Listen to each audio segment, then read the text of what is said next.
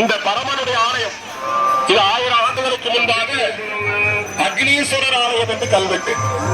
அதைத் தொடர்ந்து முருகப்பெருமான் அருணகிரிநாதனுடைய வருகையினாலே இங்கே முருகப்பெருமான் தோன்றி அருள் கொடுத்து இது முருகப்பெருமான் ஆலயமாக இன்று உலகம் முழுவதும் வழங்கப்படுகிறது. அப்படியும் பாருங்க, எவ்வளவு கண்டு கனிவு பாருங்க. தந்தையாருடைய சன்னதிக்கு பின்னாடி அவர் சன்னதி என்னன்னா, நாள்தோறும் தந்தையாரை வணங்கிக்கிட்டு இருக்காரு. நிறைய பேர் இந்த கோயிலுக்கு வரப்ப நேரம் முருகன் போவாங்க, அப்படி போக கூடாது. சிலர் ஆதிநாதரை வணங்கிட்டு ஐயா உங்களுடைய பையனை போய் பார்த்துட்டு போறேன் அப்படி சொல்லிட்டு அப்புறம் தான் முருகனை போய் பார்க்கணும். நேரா முருகனை பார்த்தா முருகனே கோச்சுக்காரு, என்ன நீ அப்பாவை பார்க்க இங்க வந்திருக்காரு. இப்படியான ஆலயம் இது. அப்பாவுக்கு தந்தைக்கு மதிப்பு கொடுத்து பின்னே இருக்கின்றார் முருகன்.